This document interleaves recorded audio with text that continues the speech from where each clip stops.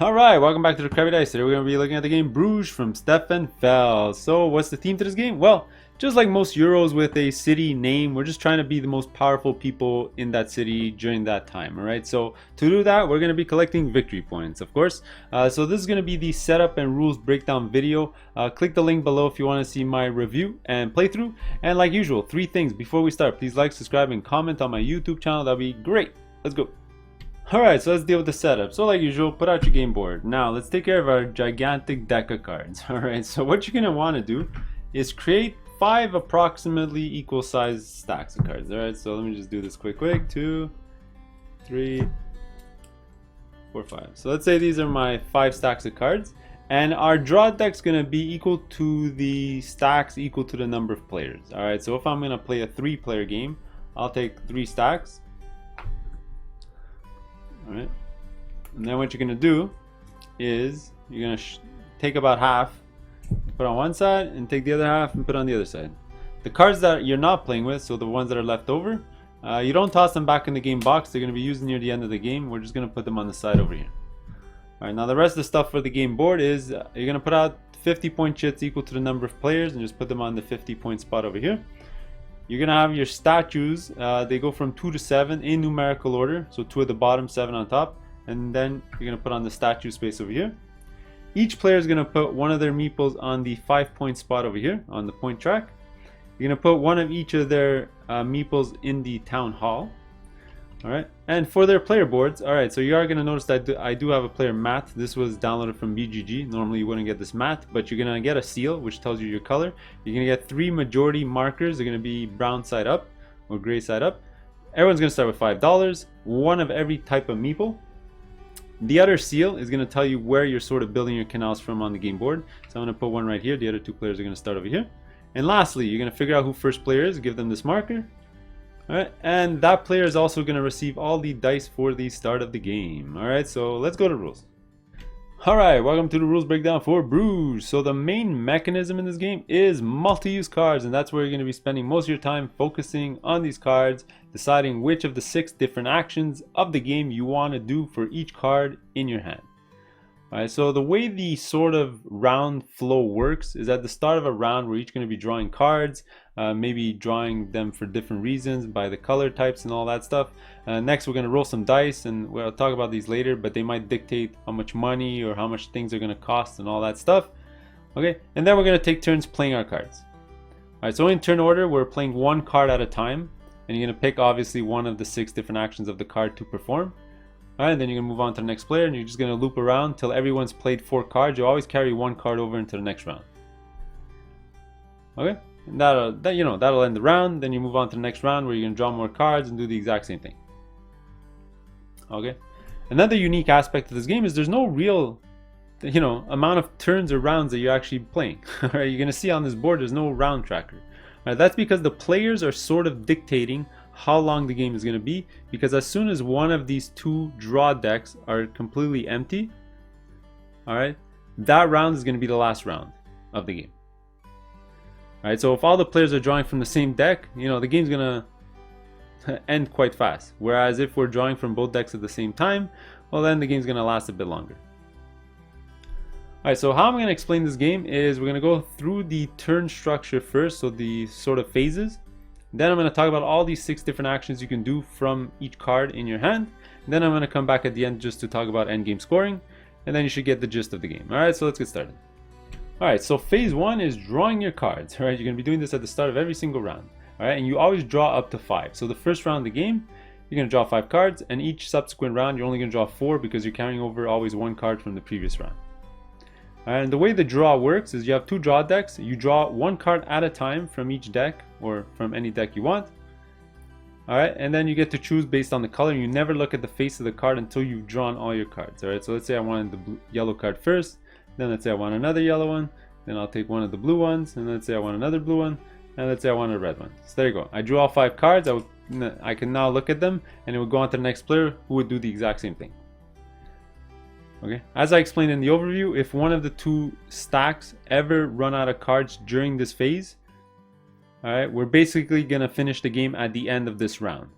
Alright, so you're each going to do phases 1, 2, 3, and 4, and then it'll be the end of the game. All right, when that happens though, so let's say there was no more cards in the stack, you do replace the extra deck on the side to make a new draw deck, all right? Because you always have two piles to draw from, all right? So you're not just drawing from one deck. Okay, I'll just mention it now. I won't mention it later on in the video. If one of the stacks were to be empty during phase 3 and not just phase 1, you're not going to finish the game that round. You're actually going to finish the game the following round. All right, but you are still going to replace the empty stack with the extra stack that's on the side. All right, phase 2 is rolling the dice. So whoever the first player is, who has the first player marker, is going to gain control of the dice. They're going to take them, give it a good roll, and then what you're going to do is you're going to sort of assign them in the city here in ascending order. I just like to put them in ascending order because it's easier to sort of focus in on them later on. All right, and now you're going to do two things. All right, the first thing is each player is going to take threats based on the 5s and 6s that were rolled. So in this example here, I would get a purple one, a yellow one, and a blue one, and I would add this to my player area.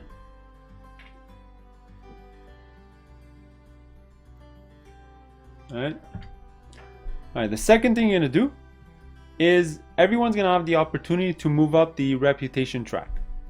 All right, the cost of going up, all right, you can only do this once, is the total of all the 1s and 2s that were rolled. So in this case over here, it would only be a 1, so we would have to pay $1. But in this case here, we would have to pay $3. All right, so starting with the first player, let's say it's red, pay $3, and you go up the reputation track. All right, the first time you go up, you'll go on the number 1, then every time after that, you'll go up in numerical order. All right, and you each have one opportunity to go up. So you either go up or you don't. So you either pass or you go up. So let's say green passes and then yellow paid $3, he'll go up.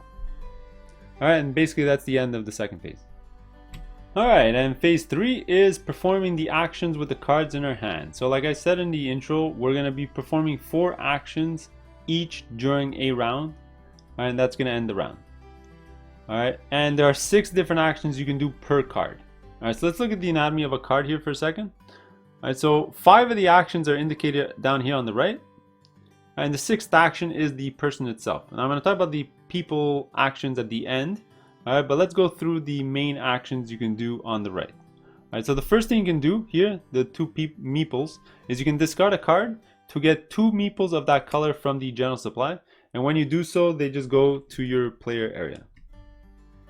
All right, something like that. All right, by playing the card, and then it'll go on to the next player. All right, the next thing you can do is get money.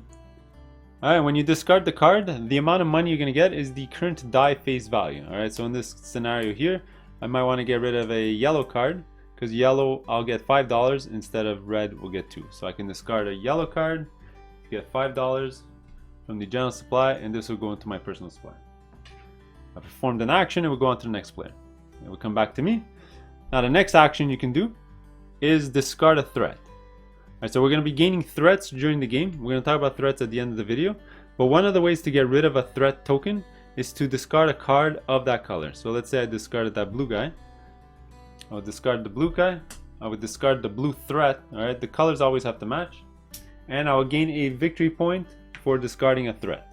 Alright, you're going to notice a little 1 victory point marker on the right. Alright, again, ends my turn, loops around. Maybe my next action that I want to do is canal. Alright, so this action here is build a canal. Okay, so we each have a guardhouse on the edge of the board here, and this is where we're going to be building a canal, either to the left or the right of the guardhouse. Alright, and the color of card you need to discard is indicated on the canal, and the price you need to pay is also indicated on the canal. Alright, so let's say I can discard this yellow card and $1 to build the canal next to my guardhouse here. Alright. Now, the point markers here you're going to gain at the end of the game. So essentially if I reach here I'll get 3 points, and if I reach here I'll get 3 points. And also if you fill up a whole canal section, you're going to take the first available statue on the board, and you're going to add it to your player board area. Let's say like this, but you have to fill up all of them. And it gets quite expensive because each canal space is going to go up $1 as you go. Alright, and the sort of last action you can do from the right here, the fifth action, is building a house. Alright, so to build a house, what you're going to do is you're going to flip the card over and you're going to build it like a house. To build a house, you need to discard a worker of that color to build that house. So I'll discard a red worker and I build a house. You're going to have a house set on the side of your board, and you need houses to have people live in them. Alright, so you can't just hire workers without having a house available to put that worker in. And the last action you do is hiring a person. Alright, these are not workers, sorry, my mistake. These are workers, these are people. And as an action you can hire a person. Alright, and when you look at the anatomy of a card, the cost of hiring the person is the money symbol in the top left. So this one's going to cost $9. The victory points at the bottom here are how many you're going to get at the end of the game. Alright, the special power that person is going to give you is indicated in the text. Alright, and if you paid the sort of $9 to the general supplier, whatever he cost, you can hire the person and put it into one of your empty houses. Now, very important, it has to be an empty house. The colors do not have to match. Alright, but you must have an empty house. If I didn't have this house, for example, I wouldn't be able to hire this person because he needs to live somewhere. Alright, there you go. So those are the 6 different actions you can do with every single card in the game. Alright, so phase 4 is checking the majorities. Alright, that's where we're going to be checking these 3 tokens. Alright, and there's 3 different majorities we have to check. First is the reputation track, second is the amount of canals, and third is the amount of people that you have in front of you. Okay, so the way these works is if you're solely in first place, you get to flip over your token and score those amount of points at the end of the game. Alright, you don't have to have a majority for the rest of the game. You can even lose the majority in the next round. It doesn't matter. You've already flipped over that token, so it doesn't get re-flipped over. Alright, same thing goes with if you're still a majority, you don't flip over another token. You can only flip each token one time. Alright, so for the reputation one here, the one with the house, is if whoever's in first place on the reputation track gets to flip over their token. Now, they have, like I already mentioned, somebody has to be solely in first place. So in this scenario here, nobody would flip over their token. The next one that we have to talk about is the canal. So whoever has built the most canals is going to flip over their canal majority. Alright, and again, it has to be solely in first place. So if multiple people had built one, for example, then nobody would flip it over. Alright, and the last one here is whoever's hired the most people in your houses in front of you. Alright, so again, just like the other ones, whoever has the most, you're going to flip over the card over. And there you go. Alright, the next thing you're going to do in phase 4 is move the first player marker to the person to his left. Alright, and you know, might as well just give him the dice because he's going to roll it during phase 2 of the following round. Alright, next let's talk about the people that we're putting in our houses. Now, not only are they going to give us victory points, alright, but most of these characters are going to give us special abilities that we're going to be activating throughout the game. Okay. Now, what's very important to note about these characters is that it does not take an action to activate the character if they're in one of your houses. Alright, you can either trigger their ability before or after your main action. So if my main action was to get 2 yellow workers, I can trigger this character before or after performing that action. And just FYI, if my main action was to hire this person and put him in my house, then I can also activate his ability right away by paying his cost. Alright, but let's go over the anatomy of a card and the 4 different icons that you're going to see on these cards. Alright, so the first icon you're going to see is payment of a specific colored worker. Alright, so in this scenario over here, I would have to discard a yellow worker. So from my personal supply, add it to the general supply. And I'd be able to activate his power. Alright, for these type of people, you need to tap it because they're 1 time per round usable. Alright, at the end of the round, you're going to basically untap your worker so you can use them in the next round. The other type of person here is when you hire him, there's the little down arrow, and these are 1 time per game benefits. Okay, so they tend to be a little bit more on the powerful side, but you only get it 1 time per game. And what ends up happening is when you hire the person and put it in front of you, you're going to assign them to a house and you're going to gain this benefit right away, immediately, and then you basically don't have to activate them again for the rest of the game.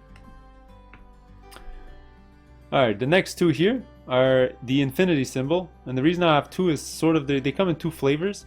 One of them is once per round, so they work exactly like the ones with the workers. You're going to tap it to show that you use it once per round. Alright, and you're just going to gain the effect that's written below. Alright. And the other kind here is whenever something happens, do something. Alright, so this can get triggered once, twice, 3, even 4 times per round. Alright, you just have to read the text and make sure that when you do something, then something else is going to happen. And finally, we get to the easiest one to explain, which is the laurel sign here. Alright, these guys have no ability. Alright, you're going to assign them to a house and just ignore him until the end of the game. At the end of the game, these guys give you extra points based on a specific scenario, let's just say. And those are the 4 different types of workers that you're going to be gaining throughout the game. Alright, next let's explain threats. Okay, so we're going to be collecting these threats throughout the game, and whenever you get 3 of the same threat, which makes a full circle, you have to deal with that threat right away. And each color stands for a different kind of threat loss. Alright, and these are things that the game is sort of attacking us with. Alright, and like you've seen through one of the actions, there are ways to discard this threat, but if you don't, then you will get affected by what the threat is. After you deal with the threat, you discard all the threat tokens back into the general supply, so that the next time you get one of that color, it'll be your first token of that color. Alright, also when you're returning them, you don't score points, obviously, like you would if you discarded them with a person card. So let's go over each of these and show you what they do. Alright, so the blue one here is discard all your workers that you currently have in your personal supply. Alright, so if you have 10 of these workers in front of you, well, you're discarding all 10. Alright, the next one is either discarding a house or discarding a canal piece. Alright, if you don't have any canal pieces, you must discard a house, and if you don't have a house, you must discard a canal piece. Now, if you're discarding a house and you don't have any available houses that are empty, well, you must discard also the person that's tied to that house. Alright, the yellow one is lose all your money. So just like the workers, you're just going to discard all your cash back into the general supply. Alright, the purple one is lose 3 points. Alright, you're just going to find where you are on the point track and you're going to lose 3 points. And the brown one here is discard a person. Okay, so very important. You're putting people in your houses. You're going to take one of the people and discard it. Now, it's very important in this game. If you don't have the requirement for that threat, that's okay. So if I had no workers and I had to deal with the blue one, that's fine. I still discard my tokens and I dealt with the threat. Alright, and finally we're going to talk about endgame scoring. So just as a reminder, when one of the 2 draw decks are completely emptied out, it'll signify that that round is going to be the last round of the game. Unless somebody did that during phase 3, then you're going to play one more round and that round is going to be the last round of the game. Alright, always replace the empty deck with the deck that's on the side of the board, so that there's always 2 decks to draw from during the game. Alright, but when we get to endgame scoring, so endgame is triggered, finish off the round, go to endgame scoring, you're going to score 7 things. Alright, the first thing you're going to do is you're going to look at your tableau, and you're going to look at all the people that you have, and you're going to score the points indicated on the cards. You're going to add up all those points together. Next, for all your houses, each house is going to score you 1 point as indicated on the house over here, whether they have somebody in it or not. And next, you're going to score the points indicated by the people that you have with the laurel signs here. Just read the text and score that amount of points indicated. Alright, next, you're going to look at your majority markers. Alright, the ones that you flipped over, you're going to add your points to the point track.